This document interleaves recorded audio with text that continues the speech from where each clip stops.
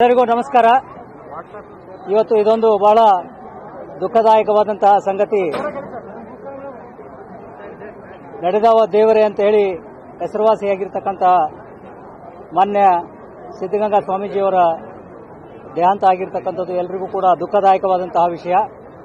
ಈಗ ಈ ಒಂದು ಸನ್ನಿವೇಶದಲ್ಲಿ ಸ್ವಾಮೀಜಿಯವರ ಅಂತಿಮ ದರ್ಶನಕ್ಕೆ ಸಾಕಷ್ಟು ಸಂಖ್ಯೆಯಲ್ಲಿ ಅವರ ಭಕ್ತಾದಿಗಳು ರಾಜ್ಯದ ಬೇರೆ ಬೇರೆ ಕಡೆಗಳಿಂದ ಬರ್ತಕ್ಕಂತಹ ಸಂಭಾವ್ಯತೆ ಇದೆ. ಅದರಿಂದಾಗಿ ನಾವು ಪೊಲೀಸ್ ಇಲಾಖೆಯಿಂದ ಎಲ್ಲ ರೀತಿಯ ಮುಂಜಾಗ್ರತಾ ಕ್ರಮಗಳನ್ನು ಈಗಾಗಲೇ ತೆಗೆದುಕೊಂಡಿದ್ದೇವೆ. ಕೆಲವೊಂದು ವ್ಯವಸ್ಥೆಗಳು ಕೂಡ ಇಲ್ಲಿ ಈಗಾಗಲೇ ಮಾಡಲಾಗಿದೆ, ತಾವೆಲ್ಲ ನೋಡಿರ್ಬೋದು. ಮುಖ್ಯವಾಗಿ ಅಂತಂದರೆ ಇಲ್ಲಿ ಸ್ಥಳಾವಕಾಶ ಕಡಿಮೆ ಇರೋದ್ರಿಂದ ಮತ್ತು ಇದಕ್ಕೆ ಒಂದೇ ಒಂದು ಮುಖ್ಯ ರಸ್ತೆ ಇರೋದ್ರಿಂದ ನಾವು ಕೆಲವೊಂದು ನಿರ್ಬಂಧನೆಗಳನ್ನು ಅನಿವಾರ್ಯವಾಗಿ ವಿಧಿಸಬೇಕಾಗ್ತದೆ. ಇದು ಯಾವುದೇ ಕಾರಣಕ್ಕೆ ಭಕ್ತಾದಿಗಳು ಇದು ತೊಂದರೆ ಅಂತ ಅಂದ್ಕೋಬಾರ್ದು. ಭಕ್ತಾದಿಗಳ ಒಂದು ಅನುಕೂಲಕ್ಕಾಗಿಯೇ ನಾವು ಕೆಲವೊಂದು ನಿಬಂಧನೆಗಳನ್ನು ನಿರ್ವಹಿಸ್ತಾ ಇದ್ದೇವೆ. ಅದನ್ನು ಭಕ್ತಾದಿಗಳು ದಯವಿಟ್ಟು ಪಾಲಿಸಬೇಕು ಅಂತ ಹೇಳಿ ತಮ್ಮ ಮುಖಾಂತರ ಕೇಳ್ಕೊಳ್ತಾ ಇದ್ದೇನೆ. ಪ್ರಮುಖವಾಗಿ ನಮಗೆ ಬಹಳಷ್ಟು ಈ ನ್ಯಾಷನಲ್ ಹೈವೇ 4 ಏನಿದೆ, ಸುಮಾರು ಸಂಖ್ಯೆಯಲ್ಲಿ ವಾಹನಗಳು ಓಡಾಡ್ತವೆ. ಈಗ ಭಕ್ತಾದಿಗಳ ವಾಹನಗಳು ಮತ್ತು ಎಲ್ಲ ವಿಐಪಿಗಳ ವಾಹನಗಳು ಅದೇ ಕಡೆಯಿಂದ ಬರೋದ್ರಿಂದ ಸಮಸ್ಯೆ ಆಗ್ತದೆ. ಆದ್ದರಿಂದಾಗಿ ನಾವು ಈ ಲಾಂಗ್ ಡಿಸ್ಟೆನ್ಸ್ ವೆಹಿಕಲ್ಸ್ ಏನಿದ್ದಾವೆ ಅವುಗಳನ್ನು ಬೆಂಗಳೂರಿನಿಂದ ಟುವರ್ಡ್ಸ್ ಬೆಳಗಾವಿ ಅಥವಾ ಪೂನಾ ಕಡೆ ಹೋಗ್ತಕ್ಕಂತಹ ವಾಹನಗಳನ್ನು ಡಾಬಸ್ಪೇಟೆ ಕಡೆಯಿಂದ ನಾವು ಡೈವರ್ಟ್ ಮಾಡ್ತಾ ಇದ್ದೀವಿ. ಅವರು ಡಾಬಸ್ಪೇಟೆಯಿಂದ ಬಲಗಡೆಗೆ ಹೋಗಿ ಶಿರಾ ಮೂಲಕ ಅವರು ಹೈವೇಯನ್ನು ಸೇರಬೇಕಾಗ್ತದೆ.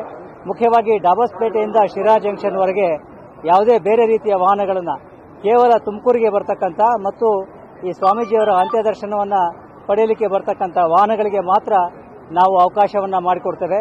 ಉಳಿದಂತಹ ವಾಹನಗಳು, ಅದು ಹೆವಿ ಗೂಡ್ಸ್ ವೆಹಿಕಲ್ಸ್ ಇರ್ಬೋದು ಅಥವಾ ಪ್ರೈವೇಟ್ ವೆಹಿಕಲ್ಸ್ ಇರ್ಬೋದು, ಅವು ಡಾಬಸ್ಪೇಟೆಯಿಂದ ಮತ್ತು ಈ ಕಡೆ ಶಿರಾದಿಂದ ನಾವು ಡೈವರ್ಟ್ ಮಾಡ್ತಾ ಇದ್ದೇವೆ. ಅದೇ ರೀತಿಯಲ್ಲಿ ಶಿವಮೊಗ್ಗ ಅಥವಾ ಮಂಗಳೂರಿಗೆ ಹೋಗ್ತಕ್ಕಂಥ ವಾಹನಗಳು, ಶಿವಮೊಗ್ಗಗೆ ಮುಖ್ಯವಾಗಿ ಹೋಗ್ತಕ್ಕಂಥ ವಾಹನಗಳು ನೆಲಮಂಗಲ ಜಂಕ್ಷನ್ನಿಂದನೇ ಎಡಕ್ಕೆ ತಿರುಗಿ ಕುಣಿಗಲ್ ಮುಖಾಂತರ ಇರತಕ್ಕಂಥ ರಸ್ತೆಯಲ್ಲಿ ಹೋಗ್ಬೋದು. ಅಥವಾ ಡಾಬಸ್ಪೇಟೆಯಿಂದಲೂ ಕೂಡ ಎಡಕ್ಕೆ ತಿರುಗಿದ್ರೆ ಅವರು ಪುನಃ ಈ ಕುಣಿಗಲ್ ಅಥವಾ ತಿಪ್ಪೂರು ಮುಖಾಂತರವಾಗಿ ಹೋಗಲಿಕ್ಕೆ ರಸ್ತೆಗಳಿದ್ದಾವೆ. ಎಲ್ಲ ಈ ಒಳ ರಸ್ತೆಗಳು ಉತ್ತಮವಾಗಿದ್ದಾವೆ, ಯಾವುದೇ ಸಮಸ್ಯೆ ಇಲ್ಲ. ಆ ರಸ್ತೆಗಳಲ್ಲಿ ಅವರು ಹೋಗಬೇಕಾಗ್ತದೆ. ಮತ್ತು ಈ ರಸ್ತೆಯಾದ್ಯಂತ ನಾವು ಪೊಲೀಸ್ ವ್ಯವಸ್ಥೆಯನ್ನು ಮಾಡಿದ್ದೇವೆ. ಎಲ್ಲ ಕಡೆಗಳಲ್ಲೂ ಕೂಡ ನಮ್ಮ ಅಧಿಕಾರಿಗಳು ಮತ್ತು ಸಿಬ್ಬಂದಿಗಳು ಇರ್ತಾರೆ, ಅವರು ಅವರಿಗೆ ಅನುಕೂಲವನ್ನು ಮಾಡಿಕೊಡ್ತಾರೆ.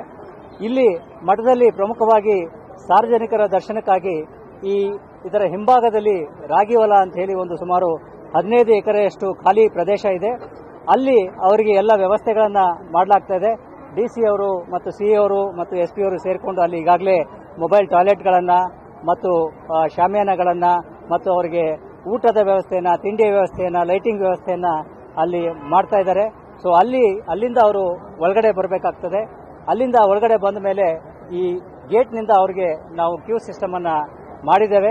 ಆ ಕ್ಯೂನಲ್ಲಿ ಅವರು ಬರಬೇಕಾಗ್ತದೆ.